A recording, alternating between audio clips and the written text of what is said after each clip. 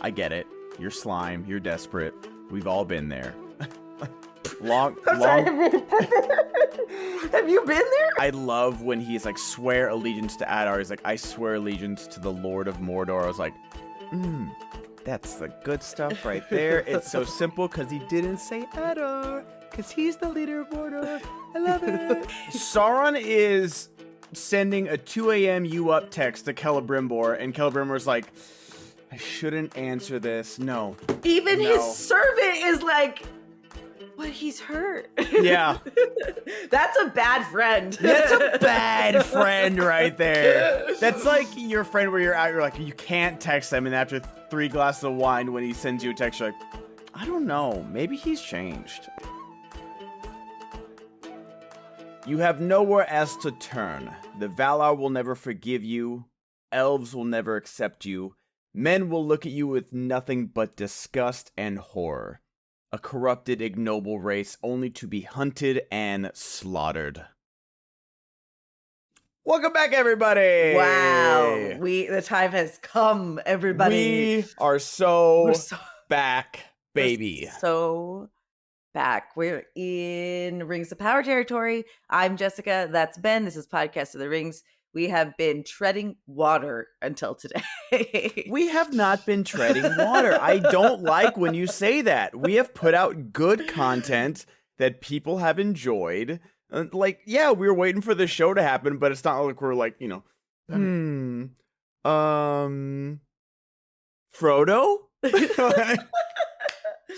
I guess I lean a little more into the deprecative side of humor than of course we're doing great content, and if you followed us and you found us from our trailer reviews or when we did our rewatch of season 1, I think I've just been anxious for this to start because the trailers really got me hyped, and it's here now. All 3 episodes I thought were going to be like, I was really confused why they drowned us with all 3, and then I realized it's Labor Day weekend. If you want to do this all weekend, this is the thing to do. And it's actually kind of too hard to watch all 3 in one sitting. It's a little too much TV. For sure. Like, I peeped in on Nerd of the Rings. He was doing like a live stream of it, but like the timing wasn't right. And people were purposely jumping ahead and like jumping in chat with, like, I didn't see any spoilers, but people were saying there were spoilers and the mods are trying to handle crappy. People just tend to suck. And it's just so weird, especially with someone that's like so positive about everything. Right. Even in a way that, like, I think he didn't enjoy a lot of Rings of Power season 1, but like he, not in like a toxic way. He was just like, oh, this is, my criticisms of it. Which he knows is too much. Fair. Yeah. But I watched his review of like the first or the 3rd episode, and he seems to be enjoying it, and so do I. I'm going to have to temper myself because these first 3 episodes, and we'll focus on the first one today. Don't worry.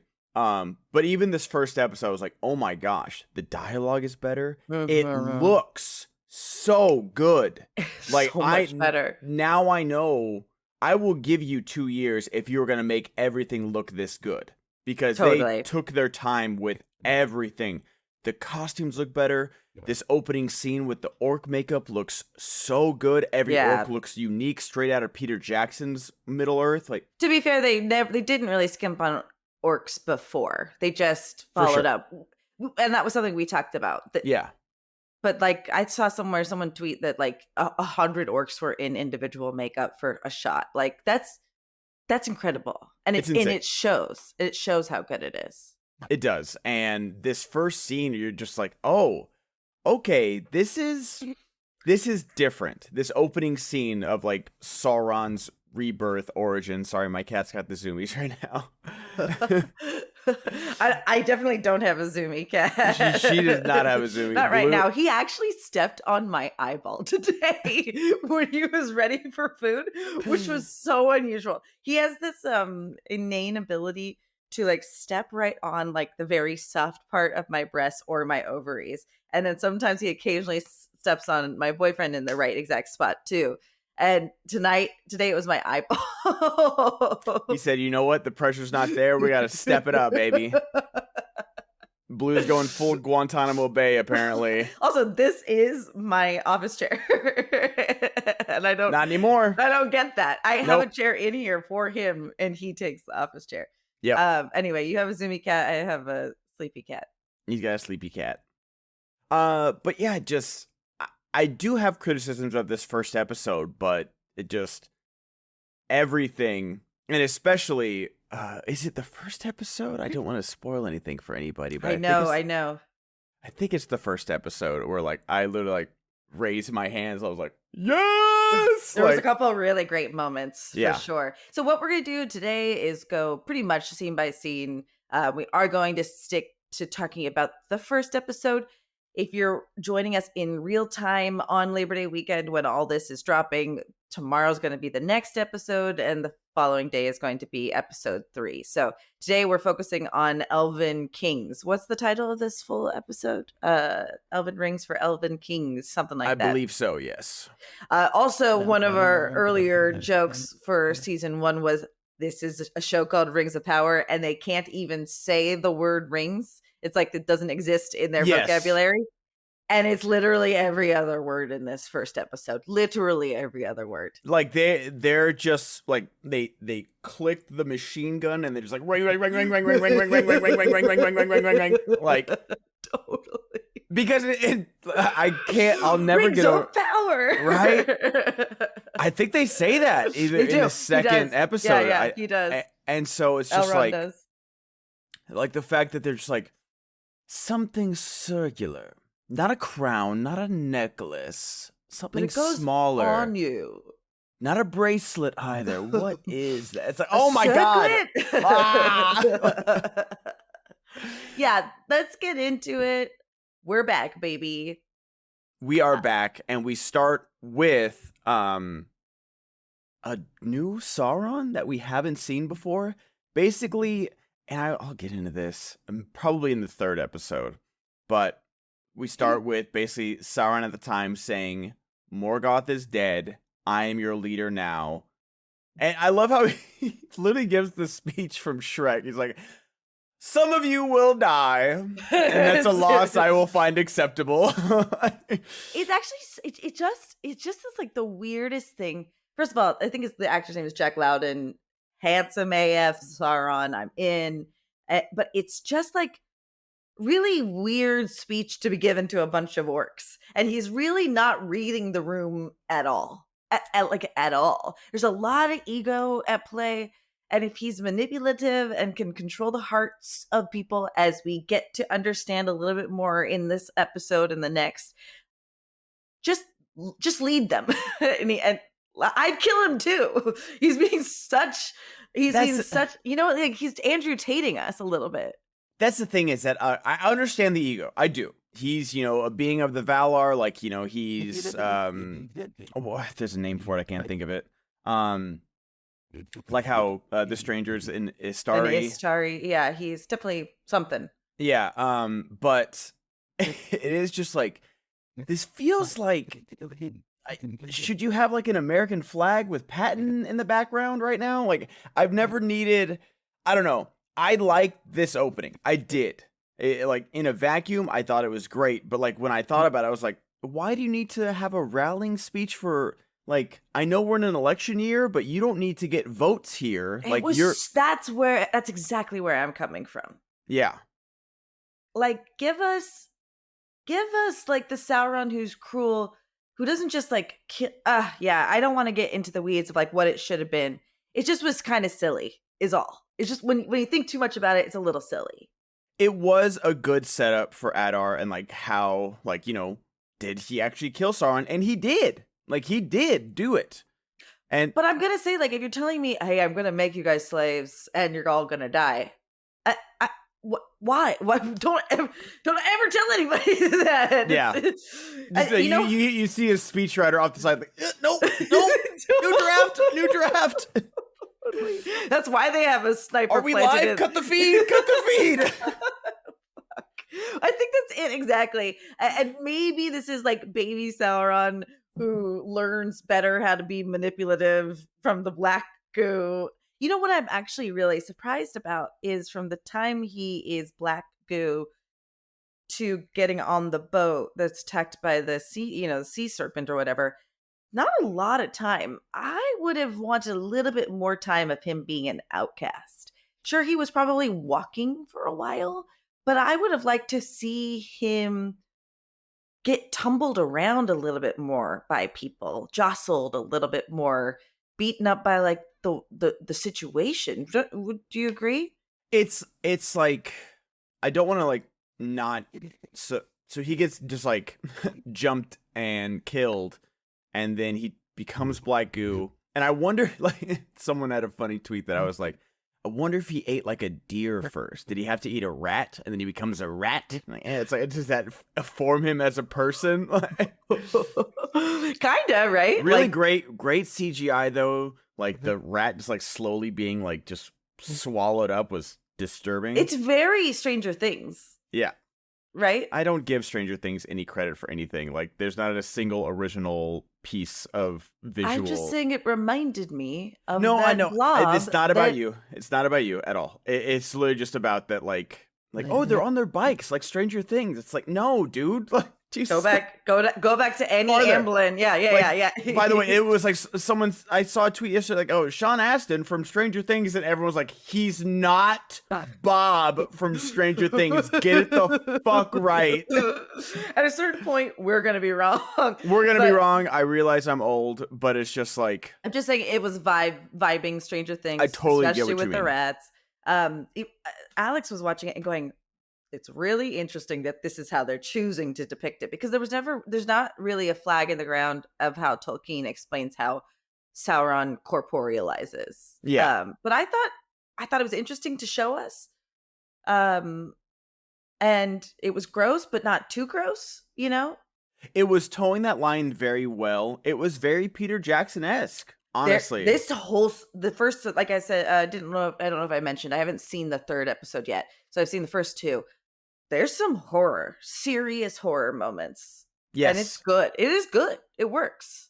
But yeah, going back to that, where I totally agree with you, where like the first, like, yeah, slime Sauron, takes over the person in the wagon. I get it. You're slime. You're desperate. We've all been there. long. Have you been there? We've all been slime. We've all taken over a random traveler. Help me, please. College was a crazy time, Jessica. Don't say that. No. The woke mob's gonna come after me now. Shut up. Oh my god, what did he do in college? Jesus Christ. No, but like it was really, really great. But I'm with you about that, because it seems like the first human he interacts with as Halbrand is the most knowledgeable, wise old man that's just like, oh, forgiveness is the way, lad. Darkness, if you want to, it is. I liked this. I want to be on the record. I loved this opening. I really did. I'm gonna help you with this too. This is so Tolkien. Every time Frodo comes across someone, I'm like, how the hell is Glorfindel there? You know, the best fucking elf on the planet. Because it's Tolkien. It's all about fate. It's all about right place, right time. And that old man, I totally buy it. It couldn't be more Tolkien. And I love that.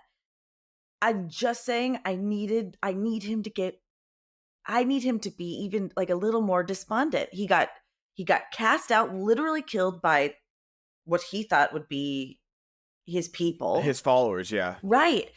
And let us see him lose it again, or get jumped in the middle of the road. I don't know. I just need to see a little bit more, because and maybe this is actually where I'm being a little maybe I'm wrong, because they keep on talking about how manipulative Sauron is. I truly believe Sauron doesn't want to follow this path anymore. But in season 1, I believed that, and maybe that's not correct.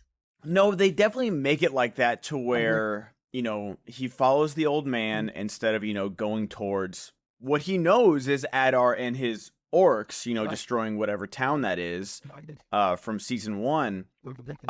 And so you're like, oh, maybe he did, like, I always made fun of, like, his vision quest, like his Rumspringa that he goes on in Numenor, and he really just wanted to be a blacksmith. I don't know, man. This isn't official Tolkien literature, so maybe he really did, and I've just accepted that. And the one problem I have with this scene, truly, like, we can make fun of, like, oh, that the one guy he runs into is just like the one guy he needed to. But you're right. That is Tolkien. And it happens all the fucking time. It really does. It really does. But when they get attacked by the ship, and like, I like the scene before that where he's like, oh, what troubles you? He's like, I've done bad things. Like, oh, we all have. He's like, not like me. Yeah. And then he can feel, the sea monster coming. And then the old man gets trapped under the board, which, happens a lot in a lot of things. But I wish he, like, grabs the medallion that we see in season 1 of, like, the Southland royalty or whatever it is. And I wish that hadn't happened. I wish he had either tried to save the old man or the old man had just died from, like, the rubble. And then he takes it. Because I feel like, I don't know, because if you want me to believe that he is, like, trying to turn over a new leaf, or, like, thinks he does, and is trying to go against, like, his, Valar-given nature, or whatever you want to call it, then you gotta show me that. You can't show me him, like, choosing to not go down the path of violence, and then immediately being like, oh no, give me your thing, it's mine. I don't know, it felt, I was on this train of, like, oh, maybe I was wrong about season 1. Maybe he did want to do this, or maybe he was manipulating the whole time, or maybe he was like, oh, I want to do this. Oh, I see a path back to power. Let me get into my old habits. Let me get into my bag here and start risen up Galadriel and Celebrimbor. You cannot tell me. No. Anyway, you can't. It's over. It's official. These first 3 episodes made it official. Like, okay, I haven't even seen the 3rd episode, and I'm so excited. Like, there's an anime that I watch in, like, Jujutsu Kaisen, and the main thing of, like, the first season is that the 2 most powerful sorcerers, Gojo and Geto, were, like, best friends in high school. Then Geto turns bad, and, like, bad is a shade of gray, where he's like, I want to fundamentally change the world. And they haven't seen each other for 10 years. And then Gojo, like, walks into an era, and he's like, he was here. It's like, you can't tell me that's just friends things, guys. He smelled him after he hadn't seen him for 10 years, and he knew he was there. Get out of here. Gato Balzac has been here. Right? Literally. It's so funny. The tweets about it, like, it's very hilarious. But I don't know. How did you feel about it? Were you okay with that, with, like, him just, like, yoinking the medallion, or did you want, like, something different? I actually think they really succeeded in making us really confused about Sauron and empathetic with Galadriel, because Elrond is the only one who's seeing clearly about this. And so I'm just trying to organize my thoughts. We have to believe that what they're saying is true, that Galadriel was played like a goddamn fiddle by Sauron. For sure. And that means we were too. So I think he saw the sigil, went, I could use that. And it is interesting because in the moment right before the sea monster comes, he goes, I've done bad. I don't know why you're really talking about that to this guy. Like, if you really are not going down a new path. Do you know what I mean? Like, he might have known he was about to die. Yeah, it's possible. It's possible. I actually and then he just mogs that sea monster, which is great. It's so great. He's just like not hits even him with the blue steel, or he auditions for House of Dragons. He really does, yeah. I cannot not say House of Dragons. I know it's House of the Dragon. So what I'm trying to say is, it actually makes when you think about what he said to Galadriel, I got it off a dead man. It makes it even more insidious because that man was not dead yet, but about to be, right? Yes. Like, that's gross.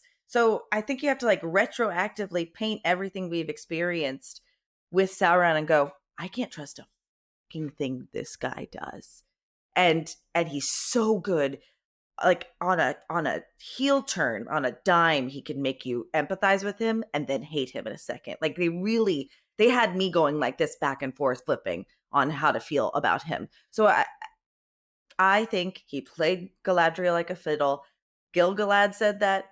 Elrond said that. Oh my gosh, the conversation between Galadriel and Gil-galad about how you cannot be the one to go. It's when Gil-galad she calls him shows like up. he's so good. Yeah, he is finally shows so up good. I like that is the top story of the evening is like Gil-galad redemption arc right now, because he's just firing like banger after banger, and then like when she calls him Sauron, I think it's in episode 2, but just like she calls him Halbrand, he's like Sauron, like get that in your brain, girl. Like so Elrond is baby girl, and Elrond and Gil-galad is daddy or zaddy. Yes. So and he's just killing it. So anyway, I think what I'm understanding is Galadriel is still highly under the influence of Sauron. He saw what was in her mind, used that to the best of his ability, and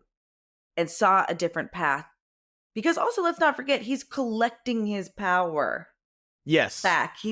Even though he's fully corporealized, what we know about him from the movies, he still has to amass power. Yeah. So he's probably going, okay, I can get these people under my influence, and this. He's campaigning right now.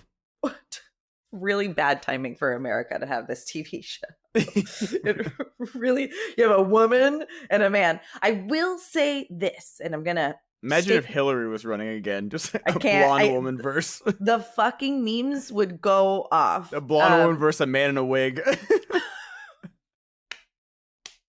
They make him so dirty. They really do. So I'm gonna say this, and I do love that Galadriel is like the main lead protagonist. I really do like it. But we know Isildur kills Sauron. Yes. We know that.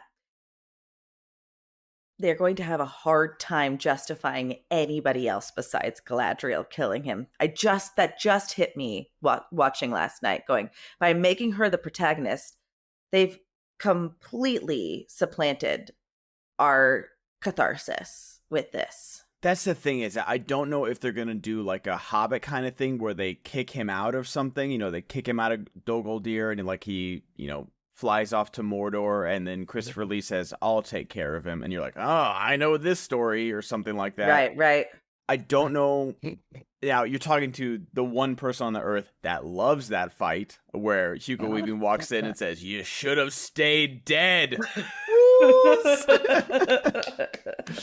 But other than that, not a lot of people like that. So I hadn't even thought of that, but you're completely right, where, especially with where the characters are, where Nerd of the Rings made a good point, where I like the Stranger and Nori stuff more this season so far, but they're still so separate. Everybody else is in the same story over here, with the Númenóreans, with Galadriel, with the rings, with Durin, with Khazad-dûm. Everything's like kind of connected.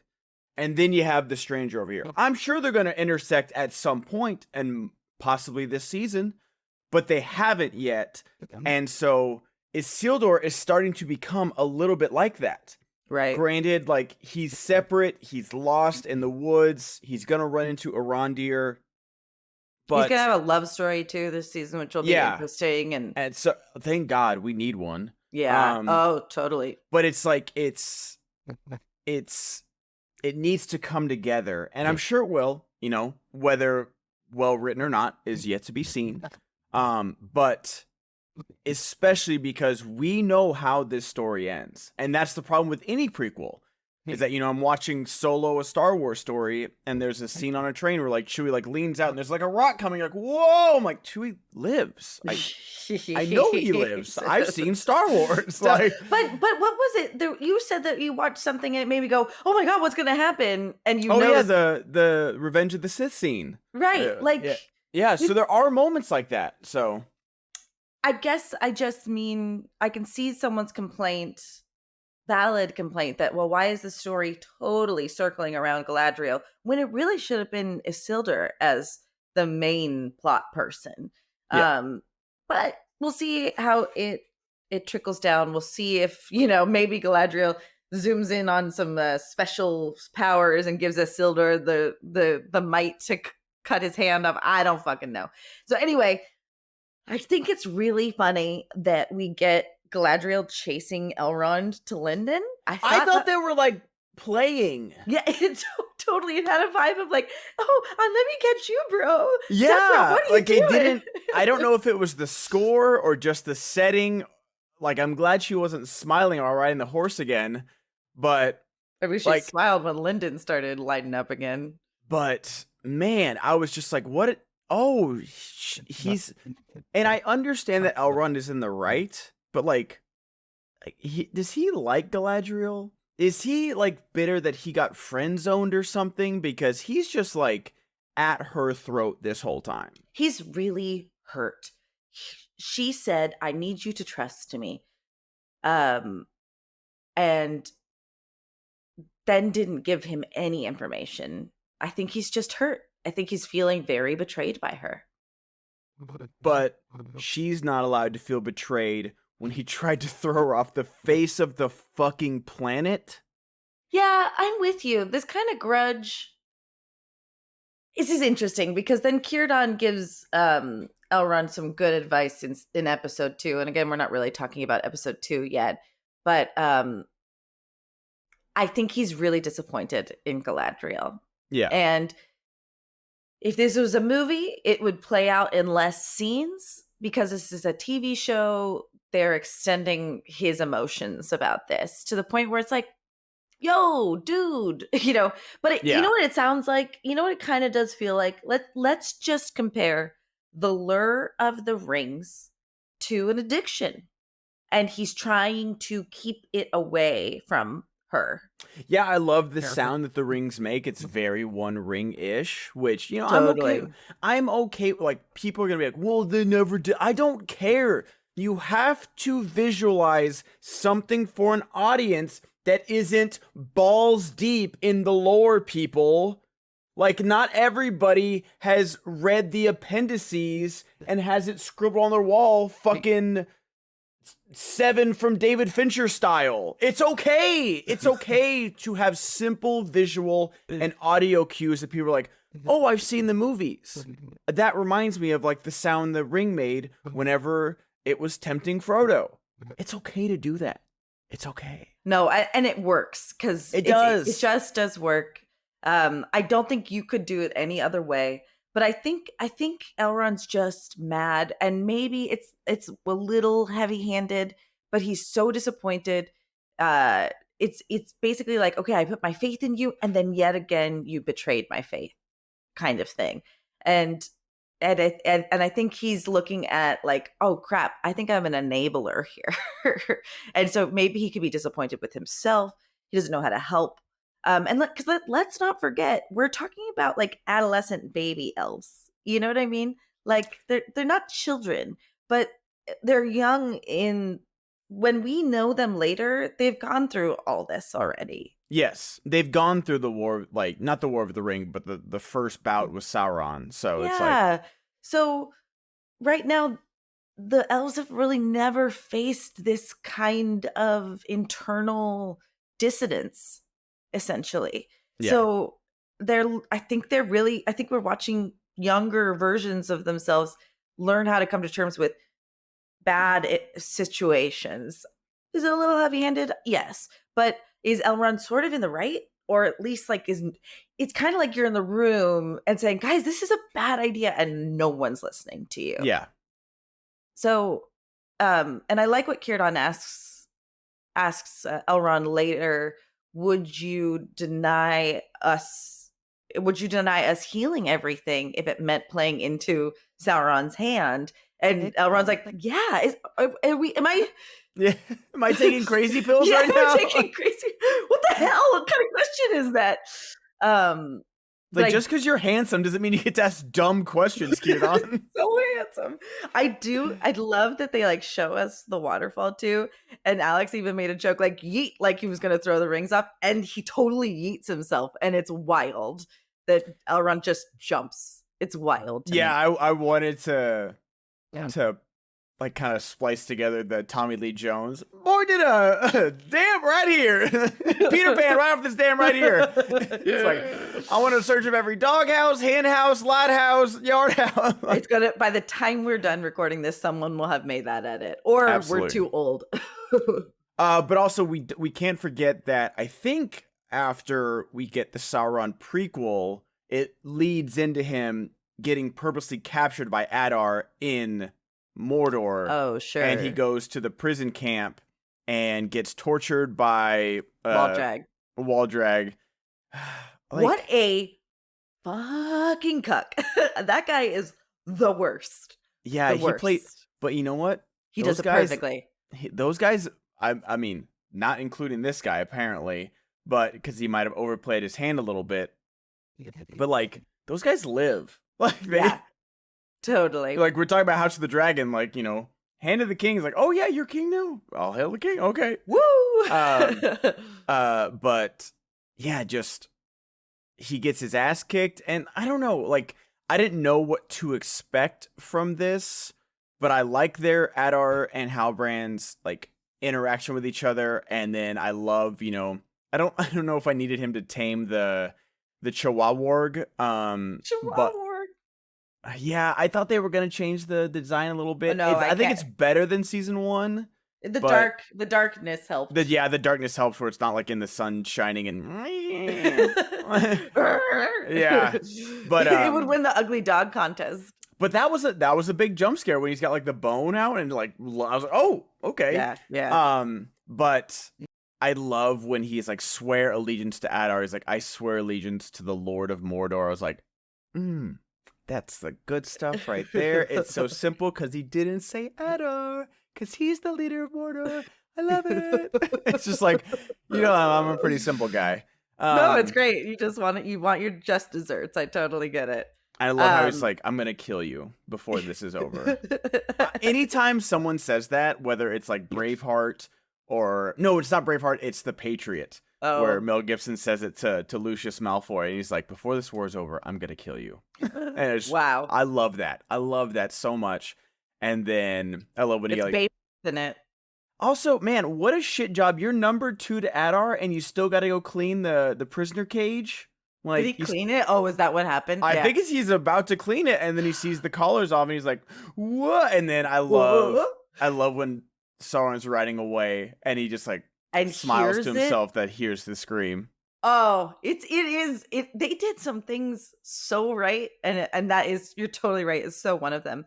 And I am going to walk back my criticism of the makeup of our new Adar, because I think the pictures didn't do it justification. The pictures did not. He looks good. And he's doing a good job, too. Yes. He's a little bit more cruel. And I think it's just the actor. Like, a little bit more present, you know? Yeah, like I don't feel the fatherly warmth that I did with last season. Right. Like, I understood... Not that I don't understand why the orcs are following him, but like when the first thing we see on screen in season 1 is him like holding the hand of a single orc as it's dying. As he edited it for him. Yeah. And so I don't get that like kind of, oh, I understand why they're following this guy. I can see like the love and warmth that he's giving these people. I don't feel that so much. And he may not need to post-war, you know, because he's achieved what he wanted to, but you know, we just have to accept that it's a different actor, but it's so not as jarring as I thought it was going to be. And I thought he was doing a really good job. And like when he stood up, my criticism here is on what planet does Adar believe Halbrand, quote unquote, knows anything about Sauron? Why would he believe him? Why would he unleash him and let him follow him? I also have a real problem when later on when the elves go, our spies saw Sauron go to Mordor. Like how did anyone know what the fuck Sauron looked like at this? Like, the timeline in this whole show is really, really chunky. And so there's Yeah. some things like that when they explain. Like, also, let's not forget they sent a spy to follow Halbrand to Region. So there's just like a couple things that like we'll know what those repercussions Well, are I think later. they tied that loose end up where I the don't elves. in season 3 or episode 3. I haven't seen episode 3 yet. Maybe it is episode 3. Okay, so I haven't seen that yet. We'll see. Okay. I just thought it was really silly that they had a spy know that Sauron went to Mordor, but lost track of him and didn't see him go to Eregion. But anyway, yeah, the new Adar is great. The payoff with Waldrag, it's a little unceremonious ending for Waldrag, but he kind of deserves it because he's a POS. I was surprised that I guess they wanted Ended it so orcs only because they say they release all the Southlanders, so there's no more humans in Mordor basically. And did they release them? I didn't see that. I thought they were enslaving them. No, he said like release my people and I'll give you the info. And I don't know that he did that though. Did he? I think he did. He says he did. Oh, okay. See. Maybe I missed that. I know that was something that quote unquote Halbrand said, but I thought he like got a different, just like let me go kind of thing. But yeah, maybe release my people. What would be the point in releasing the people then? That's the thing is that when he said I released your people, I thought it was going to be a Return of the King moment of like release the prisoners. Mm-hmm. I thought that was going to happen. Sure. Because I mean, in this first episode, like we got the crazy prison stabbing of Sauron that they don't pull any punches on, where like that was very brutal. And so I was like, okay, they're not really holding back with the violence this season. Not that they really did in season 1, but it's just like, okay. So I thought they were going to do that, but then I didn't see any, like there's more scenes in Mordor later on and I don't see any humans around. So I think I just might have missed it. But yeah, he sends him on his way to Eregion. Gil-galad tries to send a missive saying, let Celebrimbor know that this is Sauron. Yes. Because dumbass Galadriel doesn't say a goddamn word, just says, we can't treat with him. I know that she's love embarrassed. That scene where he's like, spit it the fuck out. Like, why do you avoid my question? You are talking to the #1 Gil-galad hater of season 1. He's pompous. He's arrogant. He's like borderline misogynistic. He's not like, in my opinion, hot enough to be Elf King. Sure. Like, especially once we get Lee Pace. Like, come on. Like, yeah, totally. To be fair, that's unfair towards this actor because no one's Lee Pace. Sure. But those are my Elf King, and so I was the #1 Gil-galad hater. But you know what? He's in the right here. And he is on Galadriel's fucking neck in this scene, and I'm here for it.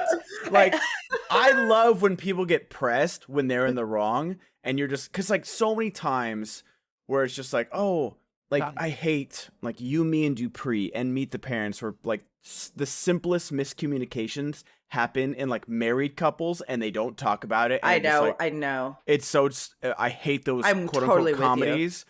And so I love when someone's just getting say it, spit it out. You know, you didn't answer the question. It's like that moderator that was on for the Republican. It's like, well, you didn't answer the question, so we're just gonna keep moving on. Okay, anyways.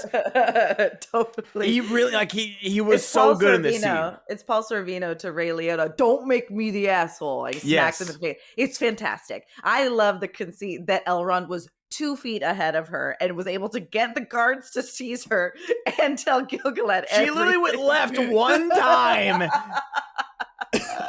And she's the public enemy #1. It's just very, very funny. I think Elrond's right to be concerned about the rings. I think, I can see any Tolkien enthusiast being a little frustrated with like, hey, the rings were a secret plot, everybody. No one knew that this was Sauron's plan. But we also have to accept that this is TV. And we're getting a little bit of a changed story here, and it kind of works. Elrond's just like real woke to what's going on, though. And they lose the rings here. He goes to Círdan. Gil-galad sends the missive. And then Halbrand shows up at Eregion. And I'm genuinely surprised that Celebrimbor doesn't let him in. He's like, you know what? You're trouble. You're bad. It's like when I would like turn dudes' names into do not answer on my phone. Yeah. You know? Like Sauron is sending a 2 a.m. you up text to Celebrimbor, and Celebrimbor's like, I shouldn't answer this. No. Even his servant is like, but he's hurt. Yeah. That's a bad friend. That's a bad friend right there. That's like your friend where you're out, you're like, you can't text him, and after 3 glasses of wine, when he sends you a text, you're like, I don't know. Maybe he's changed. Yeah. You know what? Maybe you can change him. You can save him. He's speaking in I sentences. He probably went to therapy. Yeah. You should. We all have those friends. You know who you are. Absolutely. You did us no favors, but the sex was great. So, Celebrimbor says no. Then where are we now? Let's move over to Nori and the Stranger. Correct. So, man, I'm going to share with you one of our Patreon subscribers. We have a Discord that people can access for free. And a couple of our friends shared their thoughts in here. And Arsenal Roy 2K shared, I'm watching the season premiere, and the most disgusting thing is Nori and the Stranger eating bugs. Sauron being a big pile of goo, totally fine. Dining on big roach things, no thank you. I love that scene where, like, you know, he goes up, they're in the desert, obviously, they don't have a lot of food, and she's like, we just ate the last snail. So, like, I think that's good script writing, where, like, that was the food, like, if she said, like, oh, we just ran out of our last bushel of apples, and then they explode a bug tree, and you're like, that's food? Okay. But no, her saying, we just ran out of snails last week, or whatever she says, is good. So that you know that she's stoked about a pile of bugs. Like, not a pile of bugs. A fucking legion of beetles come out of this tree. Like, I feel like I was watching Ants or something like that, where they go fight the termites, and it's like this crazy Saving Private Ryan D-Day ass scene. Crazy pull right now. Crazy pull on your part. Crazy. It's all up here, baby. It's all up here. Wow. I couldn't tell you a single fucking plot point of it. No, I really couldn't either. Besides that scene where I'm just like, where the fuck did this come from? It's like this brutal, like, war scene in this kid's cartoon movie. God, the thing is we all saw it. We all saw Bug's Life, and we all saw Ants. Yep. Okay, anyway. But yeah, I loved that scene. I was okay with them just shish kebabbing all the beetles and eating them one, like, segment at a time. Do you know how I coped? Was accepting that these actors weren't truly eating bugs. I was like, oh, I wonder how they made it look like bugs. And yeah, then, I wonder what that stuff was made out of. He definitely takes a bite of one. Because here's the thing, folks. If you're watching or listening to this show, do not at me and tell me it was real bugs. And if that's the truth, I don't want to know. I really don't. We also got another message. Brad Grenz in our Discord asked, what happened to Nori's stepmom? Didn't she go with her and the Stranger last season? Nori's stepmom went with them to go save and rescue the Stranger. Yes, from the Nazgals. Nazgals is something I give Rings of Power a lot of credit for. Although Nazgirls is a little bit better because it's Nazgul, Nazgirls, but Nazgals is great. What we wanted was Poppy to be there. What I hate is how Poppy got there. I hate how unceremonious it was. Because that was my stand up and cheer moment. Because, like, you know, you see the skull mask guy, like, you know, telescoping in. And then when the Stranger says, like, fucking Jawas. It is crazy the improvement this character has simply because he can talk. That is not saying that Daniel Wayman can't give a good silent performance, but Nori just babbling incessantly at a 9-foot tall man, like, it's just not interesting to me. Totally. And so the fact that he's like, they're having conversations of what they want, where they're going, are they lost? And then he says, oh, we're being followed. And it turns out to be Poppy. it's like, oh, Poppy. And then they just cut to them like casually chatting. I'm like, I'm sorry. This is your best friend. Like, And they showed us a whole moment about how sad she was and missing her truly and how different it is. And now Poppy's just here. Poppy's just here. To the point where I thought this was a dream sequence. Like, because first of all, I can't believe that Poppy followed them this far and didn't catch up to them. And like has been walking this long and that they let her. I don't know. It's just like a really tough stretch of the imagination. Yeah, it's like I love this stand up and cheer moment, but she should have just gone with her. You could have had I'm going with the stranger alone, of course, and I'm coming with you.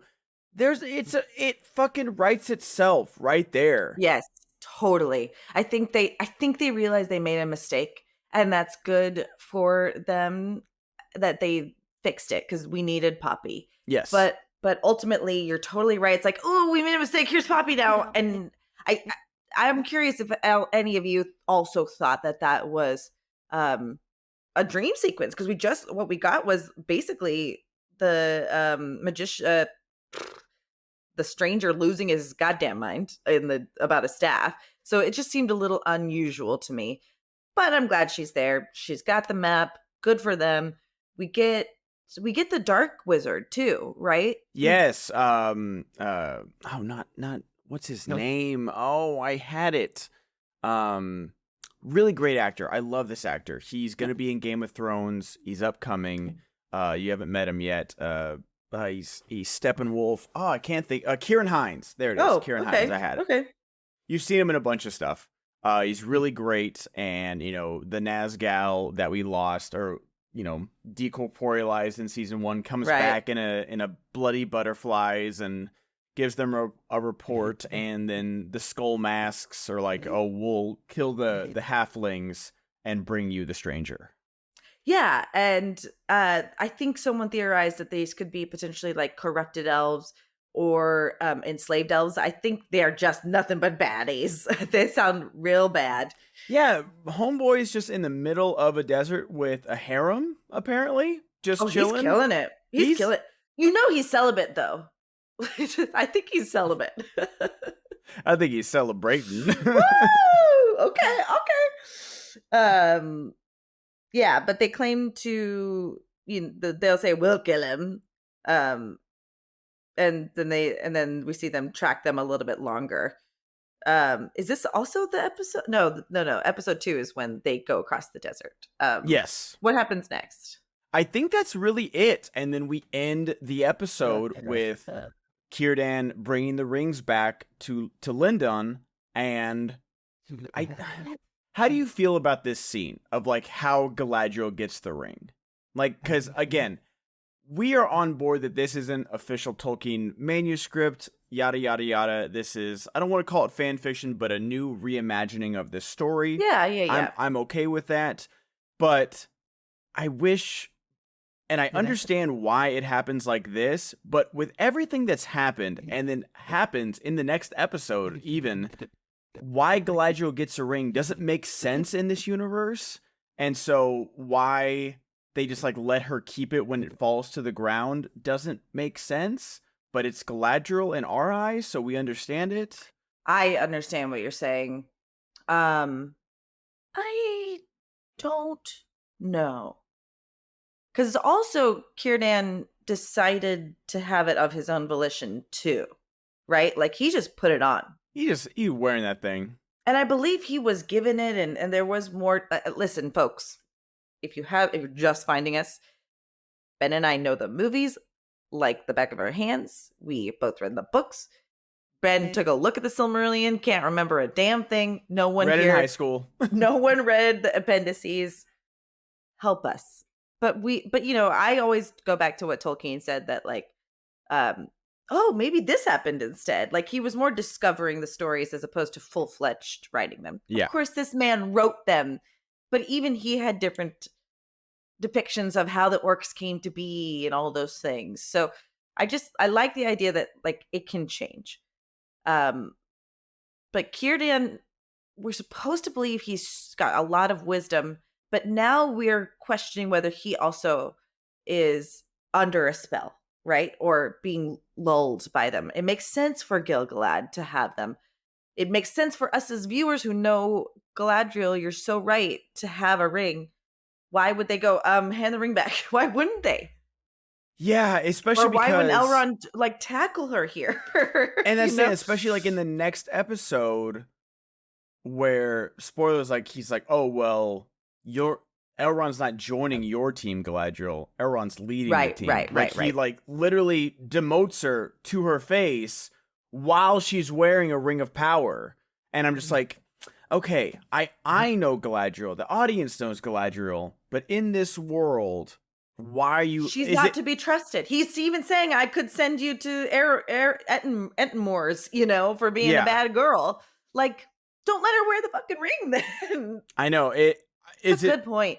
Like, is it like me that when I set up my gaming PC and everything works, but I don't have external speakers, it's just in my headphones, and I'm like, I don't want to touch anything and mess anything up, so I'm just going to leave it?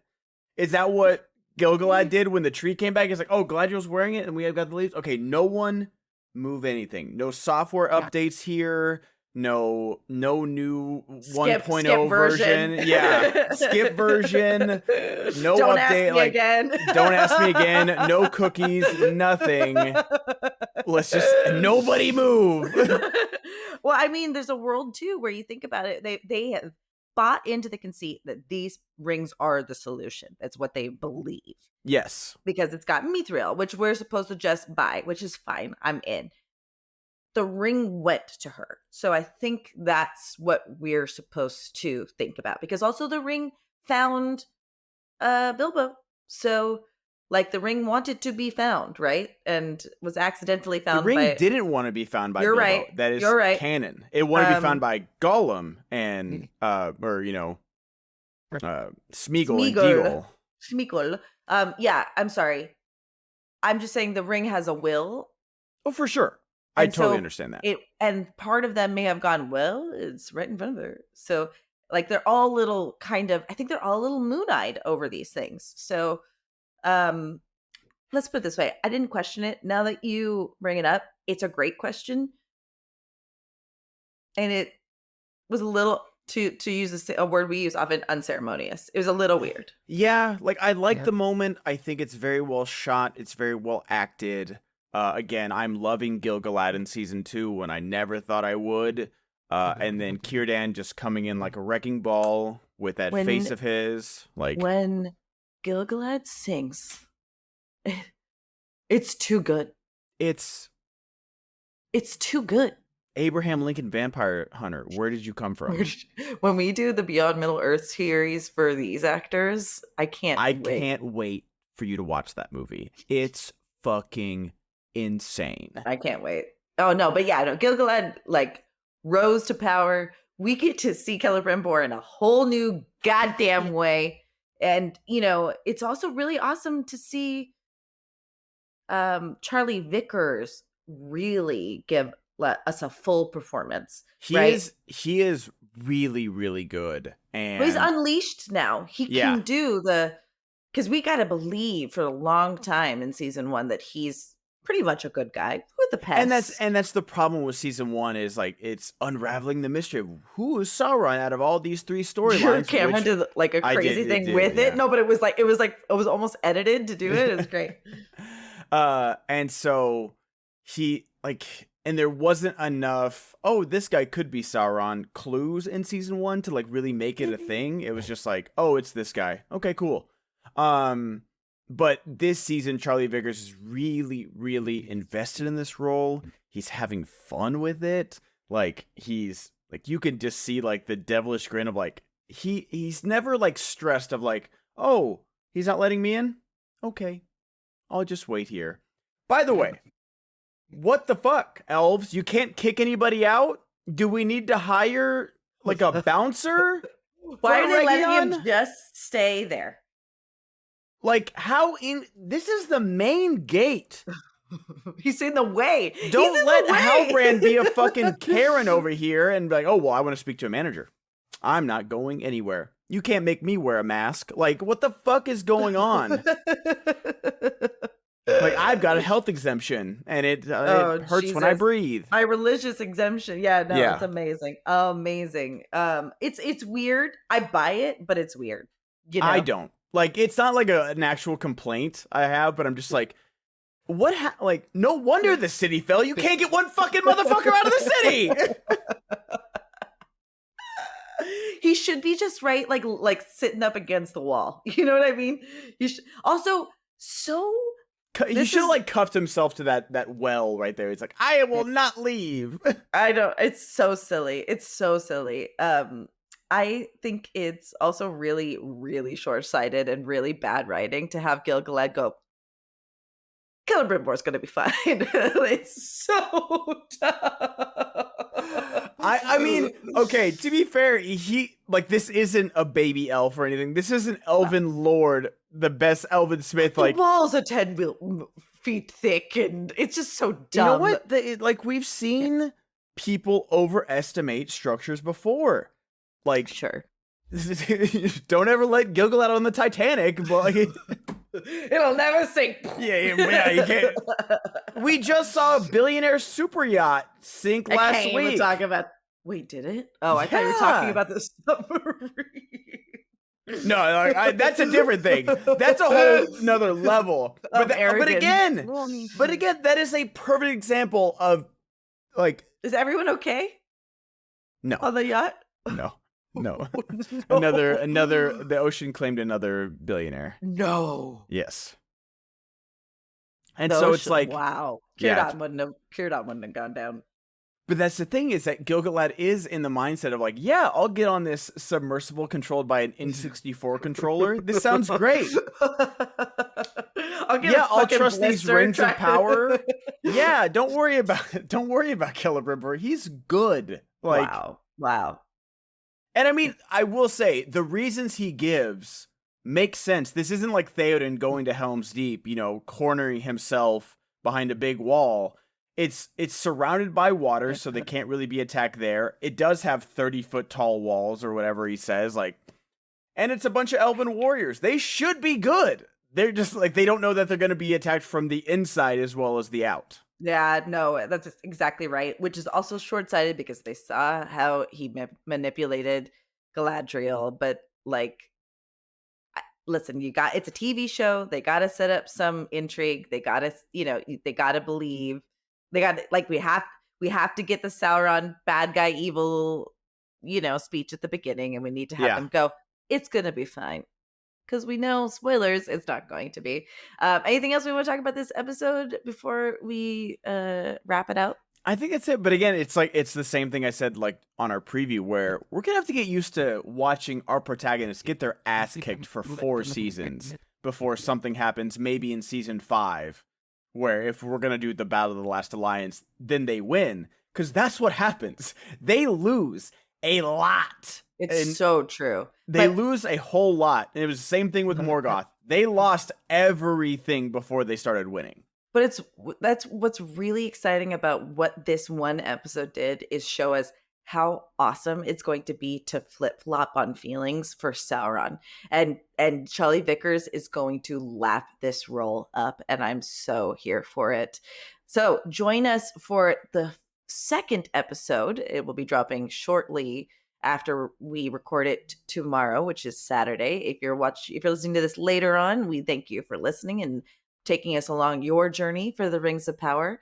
There's several ways you can support this show, and it really does help us make better content, bring it to you sooner, and also contribute as a member of our community. You can sign up for Patreon right now at the $5 tier. You get exclusive access for our House of the Dragon podcast, our Game of Thrones podcast, and every other time besides doing Rings of Power, early access to our episodes. So that would be a huge help to go to www.patreon.com/podcast of the rings.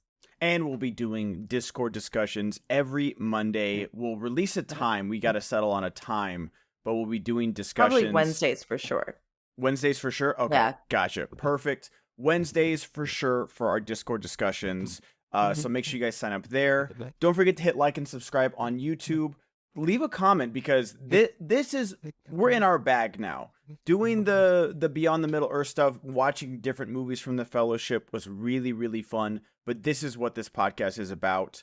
Like, I want to nit and pick every single thing. I want to discuss every single thing, because I am in the We Are So Back baby camp right now. I wish you guys could see the text. I mean, I may screenshot Ben's text to me when he knew like the seasons dropped. A WWF Sean Astin guzzling beers is great. Is lovely. Stone Cold Steve Austin. I wish Sean Austin. Please, someone find a video of Sean Astin cracking 2 Coors Lights and fucking chugging them. I want to see that. Special thanks to Jesse Gillespie, who's a Patreon member at the Elven Ring tier. And thank you guys so much. We've got so much good stuff on our Patreon, so make sure you guys join us there. I'm really excited to jump into Game of Thrones, but this Rings of Power, these first 3 episodes, sucked me right back in, and I am here for it for sure. Hey, if you're listening to us on Spotify, Apple, or your preferred podcast player, leave a 5-star review. Tell us why you like us. I even like it when you tell me I give you the ick. It's still better than not saying anything. Engagement, baby! And until next time, Ben. May our paths meet again.